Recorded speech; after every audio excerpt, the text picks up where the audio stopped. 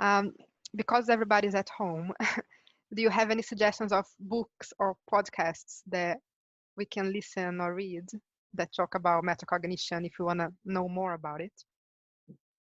For teachers, you mean, or for like parents and the kids? Teachers, I'd say. But, Yeah. yeah. I think the EEF report on metacognition was pretty good. That's very accessible. So I can't remember, it's like maybe about 8 pages or something like that, and it had quite a lot of diagrams, so it's not too dense. But it has a lot, a good summary of a lot of the research that's been done on metacognition. I think it hopefully fits fairly well with what I've said today. Beyond that, I mean, actually, there's quite a few books that talk about learning and memory, but there's maybe not as many that talk about metacognition and beliefs about learning. Think of any book specifically on metacognition. If I think of one, I'll let you know. Yeah, you share. I want to say to everybody that at Seneca, we do have a free CPD course that Jonathan wrote all about metacognition. So that's a great starting point if you want to know more about what Jonathan's been saying. And this conversation, I'll share the link. And if Jonathan agrees, I'll share the slides as well. Is that okay? Sure. No. Yeah. And then I'll add the link to the course and the link to Jonathan's contact and Twitter. So yeah, there are some more questions on the chat now. Yeah, somebody was asking about knowledge organizers, and I suppose knowledge organizers can be quite a good metacognitive tool because showing, making it visible to the learners, like what it is that you're supposed to know. In terms of pupils having them, well, I think there can be a little bit, you see this with university students as well, that having the stuff and knowing the stuff is two different things, as your question implies.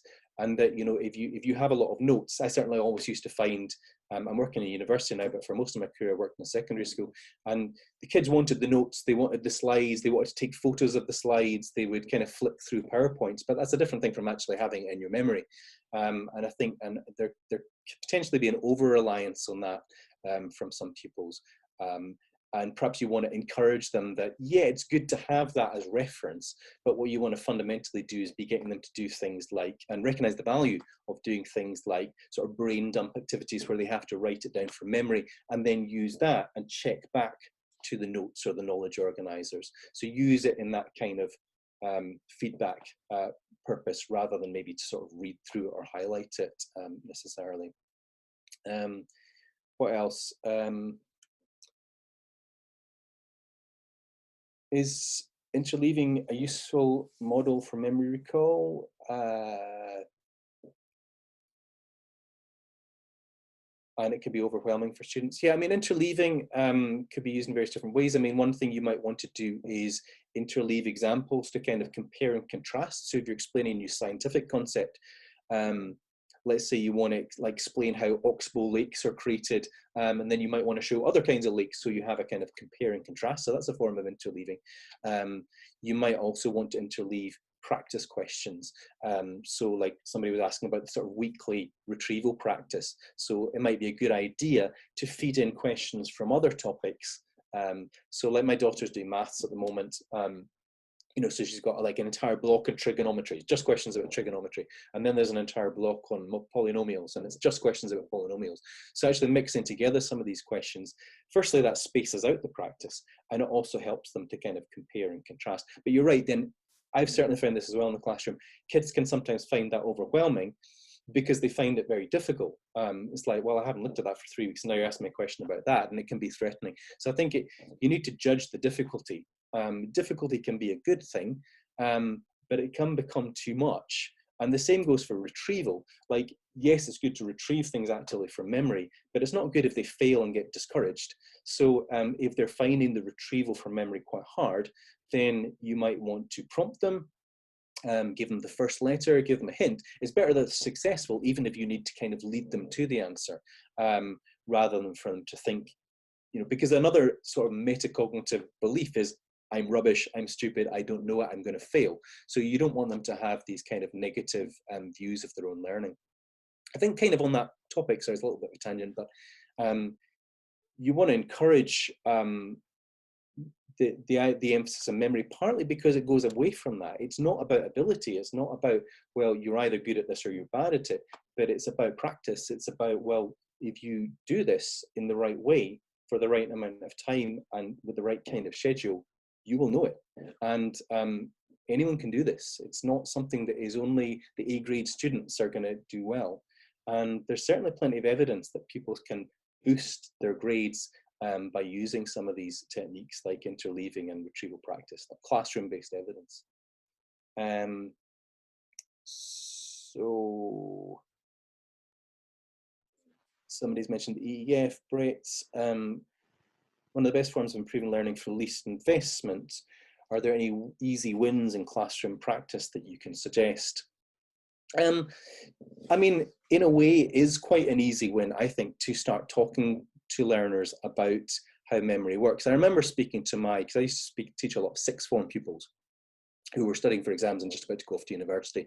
And I remember telling them about things like the forgetting curve and spacing effect, and they were just baffled that nobody had mentioned this before. It's like, we've been at school for 12 years and nobody mentioned it. So I think I certainly found it helped to give them a bit of the evidence. So it wasn't just believe this because I'm a teacher and I'm the authority, but it was like, well, let's look at some of the evidence behind it. Let's look at some of the research that shows how this works, and perhaps actually try it out. So try out some little classroom experiments is a really good way of getting them to get their heads around how things like forgetting actually happen. And it's not terribly time consuming, and it can be done in the context of learning a task. So if you're doing some vocabulary learning, for example, you could actually turn that into kind of an experiment and say, well, let's see what percentage of this we remember tomorrow.